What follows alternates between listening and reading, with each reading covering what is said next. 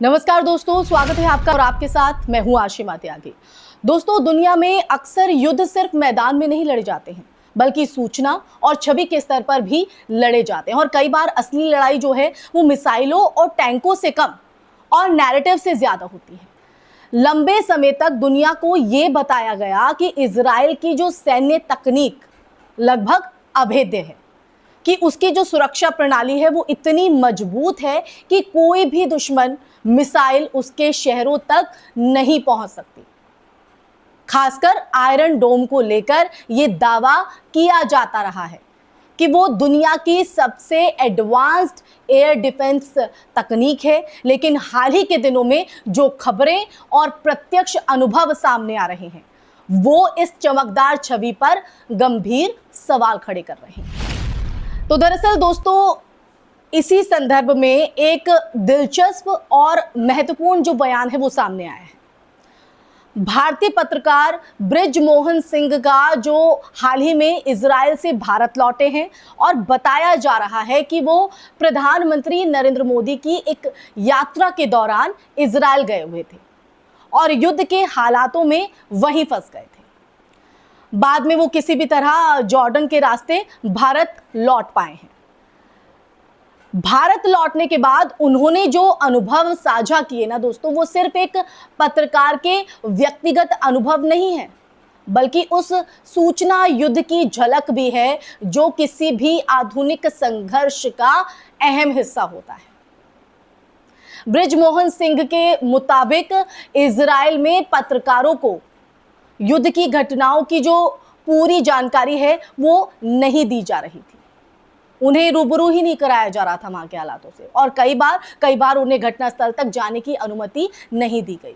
पत्रकारों को दूर से ही ये बताया जाता था कि किसी हमले में ओनली 1 कैजुअलिटी हुई है, यानी मरने वालों की जो संख्या है वो बेहद सीमित बताई जाती थी।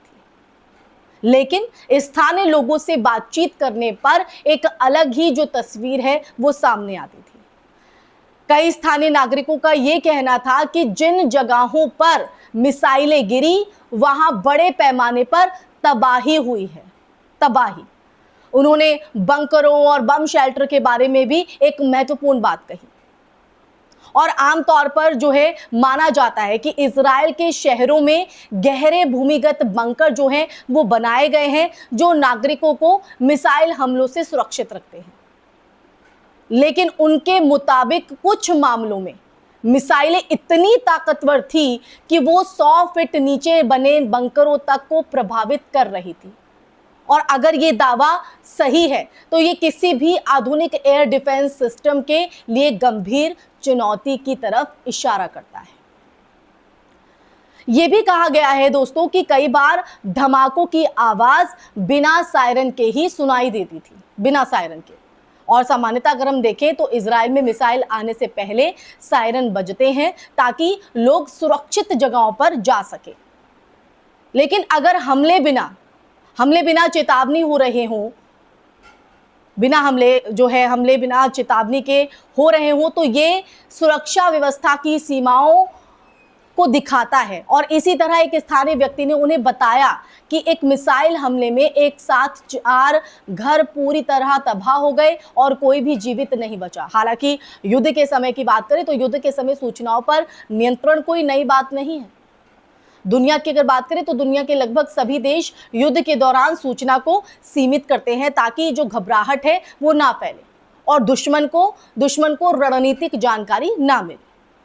लेकिन ये भी सच है कि ऐसे समय में सरकारों की तरफ से प्रस्तुत आधिकारिक आंकड़ों और जमीनी वास्तविकताओं के बीच अंतर की जो संभावना है वो हमेशा रहती है। इसलिए युद्ध से जुड़ी खबरों को समझते समय अलग अलग स्रोतों और प्रत्यक्ष अनुभवों को भी ध्यान में रखना जरूरी हो जाता है। दोस्तों, इजराइल लंबे समय से अपने सैन्य तकनीक और सुरक्षा तंत्र को लेकर कहीं ना कहीं एक मजबूत वैश्विक छवि बनाता रहा है। उसकी अगर रक्षा प्रणालियों की बात करें तो रक्षा प्रणालियां कई देशों के लिए मॉडल मानी जाती हैं। लेकिन हर तकनीक की जो सीमाएं हैं वो होती हैं। आधुनिक युद्ध में मिसाइलें, ड्रोन और इलेक्ट्रॉनिक वॉरफेयर इतनी तेजी से विकसित हो रहे हैं, इतनी तेजी से विकसित हो रहे हैं कि कोई भी सिस्टम हमेशा के लिए अचूक नहीं रह सकता। इसलिए जब कभी किसी सुरक्षा प्रणाली के बारे में यह कहा जाता है कि वो पूरी तरह अभेद्य है, तो इतिहास अक्सर ऐसे दावों की परीक्षा जरूर लेता है। तो आखिरकार युद्ध की जो सच्चाई है वो अक्सर हम बात करें तो प्रचार और वास्तविकता के बीच कहीं छिपी होती है दोस्तों। जो तस्वीर दुनिया तक पहुंचती है वो हमेशा पूरी तस्वीर नहीं होती है।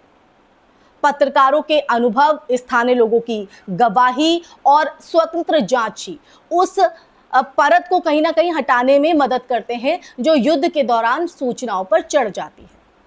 इसलिए ऐसे किसी भी दावे को समझते समय जरूरी है कि हम उसे सिर्फ एक पक्ष की कहानी मानकर ना देखें, सबसे पहले तो उसे ना देखें, बल्कि व्यापक संदर्भ में समझने की कोशिश करें।